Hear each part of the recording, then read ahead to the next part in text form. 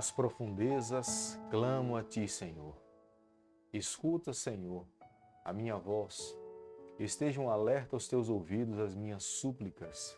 Se observares, Senhor, iniquidades, quem, Senhor, subsistirá? Contigo, porém, está o perdão para que te temam. Salmo 130, verso 1 ao verso 4. Bom dia para você, que esse seja um dia de bênção na tua vida, que as promessas que nós encontramos aqui nessa manhã na Palavra de Deus se cumpram na minha vida e na sua vida também. Que nós possamos, no decorrer da nossa caminhada, permitirmos que o Senhor conduza o nosso ser, que os nossos planos possam ser concretizados na presença dEle. O salmista Davi, no Salmo 130, verso 1 ao verso 4, ele fala: das profundezas eu clamo a Ti. Ele escuta a nossa oração, que os ouvidos estejam atentos às nossas súplicas. Ele não olha as nossas iniquidades, mas Ele oferece o perdão a todos aqueles que se aproximam com um coração contrito, sincero e arrependido. E essa é a nossa atitude nessa manhã. Nós queremos a cada dia nos colocarmos nas mãos de Deus, permitirmos que Ele nos abençoe e conduza a nossa caminhada. Nós estamos nessa manhã estudando o 15º capítulo do livro de Gênesis. E quero convidar você nesse momento a ter nas mãos a palavra de Deus no capítulo 15, o verso 1. Depois desses acontecimentos, veio a palavra do Senhor a Abraão numa visão e disse: não temas, Abraão, eu sou o teu escudo, o teu galardão será sobremodo grande. Você pode perceber que no verso que nós terminamos de fazer a leitura, o autor do livro de Gênesis, ele se preocupa em iniciar aqui o capítulo 15, o verso 1, falando: depois desses acontecimentos. Quais eram esses acontecimentos? Os acontecimentos foram o que nós citamos ontem, no capítulo 14, onde se refere que Abraão saiu para poder socorrer o seu sobrinho Ló, tinha sido atacado por um grupo de reis. E nessa investida, Abraão foi vitorioso porque Deus lhe concedeu a vitória. Abraão foi pela fé, confiando no que Deus poderia fazer por ele e, consequentemente, Deus lhe concedeu a vitória. E agora, o autor do livro do Gênesis, no capítulo 15, ele começa agora a introduzir e a descorrer o que de fato Deus iria fazer através da vida de Abraão. E ele começa falando: Abraão, não temas. Abraão estava vivendo um momento turbulento na sua vida. Abraão estava assustado. Como que Abraão poderia ser filho daquela promessa, ser pai de uma grande nação, onde os seres humanos não teriam condições de contar ou enumerar os seus filhos, sendo que a sua esposa era uma mulher estéril? Sarai jamais teve filhos e era uma senhora idosa. Como que ela poderia ter filhos, dar descendentes, sendo que todas essas limitações lhe cercavam? E o Senhor, nessa visão, fala para Abraão: não temas. Abraão estava tão convicto que Sarai não poderia ser mãe, que ele pensou então pegar o seu servo mais velho, Eleazar. Eleazar vai ser o meu filho, é você que será filho dessa descendência, porque a cultura naquele período, quando um patriarca não tinha filhos, ele poderia fazer isso e o seu servo legitimamente poderia assumir a responsabilidade da sua descendência. Mas Deus se volta para Abraão e fala: não, Abraão, não vai ser dessa forma. Você mesmo irá gerar um filho, será da tua linhagem, do teu sangue. Não será necessário você pegar um servo mais velho e colocá-lo como sendo o teu filho para ser o teu descendente. Virá de fato da tua linhagem, do ventre de Sarai. E nós podemos ver no capítulo 15, o verso 6. E ele creu no Senhor, e isso lhe foi imputado para a justiça. Abraão creu nas palavras do Senhor. Abraão confiou no que Deus estava lhe dizendo. O livro de Hebreus, nós encontramos o apóstolo Paulo falando que essa atitude de Abraão foi imputado como justiça. E a própria Bíblia aqui, no livro de Gênesis, revela isso. É a primeira declaração da justificação pela fé. Abraão não precisou praticar obras. Abraão não precisou dar provas do que estava acontecendo, mas o simples fato de crer em Jesus Cristo, a justiça do Senhor foi derramada sobre a vida de Abraão. É o que o Senhor faz com cada um de nós. Nós, na verdade, precisamos crer nos méritos de Jesus Cristo.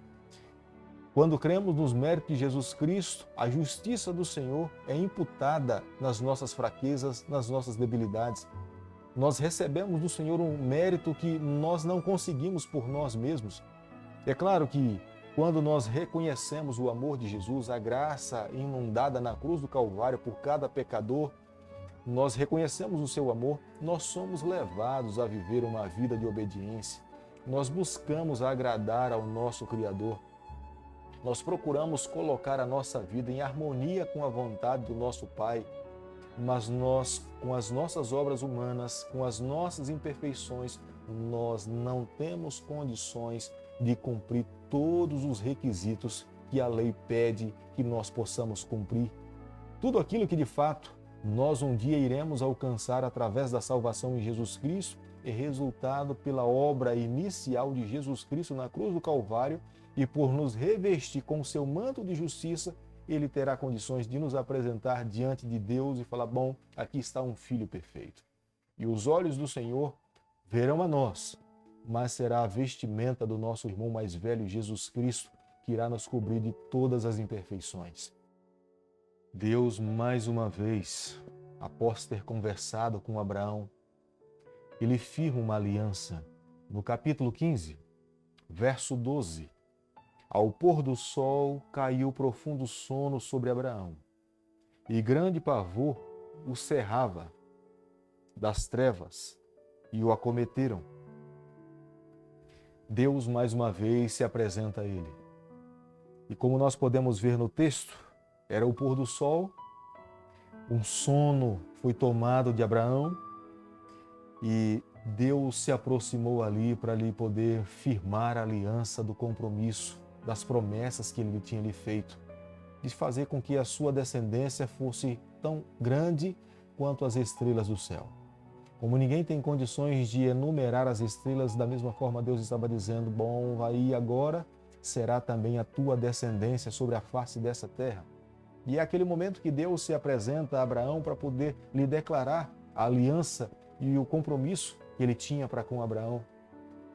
E o Senhor revela a Abraão que o seu povo, que a sua descendência, eles seriam levados à escravidão no Egito, como nós encontramos no verso 13. O Senhor descortina diante de Abraão que os seus filhos, a sua descendência, a nação de Israel seria levada para o Egito. Eles ficariam ali por 400 anos. Mas o Senhor mesmo promete a Abraão dizendo que ele mesmo faria justiça ao seu povo. Com mão poderosa ele tiraria o seu povo do cativeiro do Egito e levaria para uma terra prometida, a terra de Canaã, que essa é uma terra que mana leite e mel, e a mão de Deus estaria sobre a vida desse povo. Você pode imaginar Moisés falando para a nação de Israel quando eles estavam lá no cativeiro do Egito? As palavras de Moisés, os livros que chegaram nas mãos daqueles que estavam no Egito, que passaram a ler, era um sermão. Isso estava edificando a fé daquela nação. Embora eles estivessem no cativeiro, essas palavras eram palavras de regozijo, eram palavras de ânimo. Eles começaram a entender a promessa de Deus, eles começaram a compreender a vontade de Deus para suas vidas.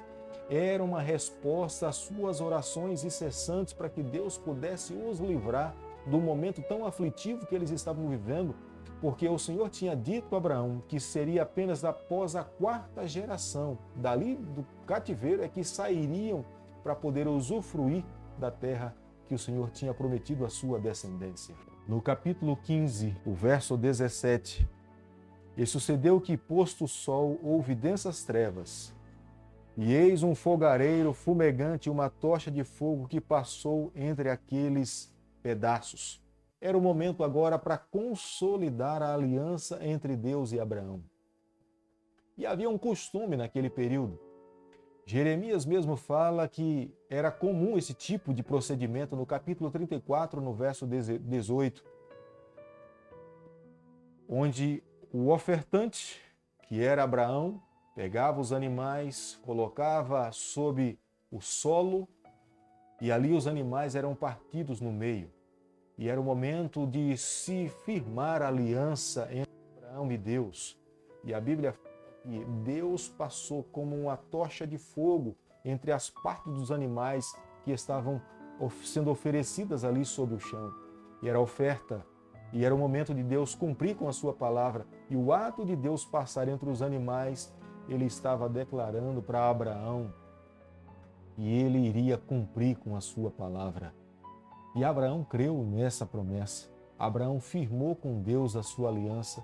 E quando nós olhamos para as páginas da Bíblia, nós podemos perceber que Deus cumpriu cada detalhe da sua aliança para com a palavra de Abraão. Meus amigos, nessa manhã, ao estudarmos a palavra de Deus, nós precisamos descansar e confiar no que o Senhor tem prometido para cada um de nós. Os momentos que nós estamos vivendo se assemelham ao povo de Deus no cativeiro do Egito. Os flagelos de Deus estão caindo sobre a face dessa terra. Os sinais são muito evidentes de que algo sobrenatural está por acontecer. O que eu e você a cada dia nós precisamos fazer é confiar no Senhor. Nós precisamos crer na sua promessa. Da mesma forma como Deus um dia reconheceu que o ato de fé de Abraão e ele foi justificado por esse ato de fé. Se nós, nos dias em que nós estamos vivendo, como diz o livro de Hebreus, se nós vivermos pela fé, os justos serão salvos pela fé, tenha certeza que a promessa irá se cumprir com fidelidade sobre a nossa vida. E eu quero pedir a Deus nessa manhã que Ele nos tome nas suas mãos, nos abençoe e nos guarde e nos permita a cada dia darmos um passo de cada vez confiando nas promessas do Senhor. Bondoso Deus e Pai, nas Tuas mãos, nessa manhã nós nos colocamos, nós confessamos as nossas falhas a Ti, nós pedimos perdão, nos ajude a cada dia a vivermos de acordo com a Tua palavra. Fica conosco, molda a nossa caminhada, é o nosso pedido, é a nossa oração e nós fazemos em nome de Jesus. Que o Senhor te abençoe e te guarde, que Ele faça resplandecer o seu rosto sobre você, que Ele tenha misericórdia de você e sobre você nessa manhã Ele levante o seu rosto e conceda a sua paz em nome de Jesus. Amém.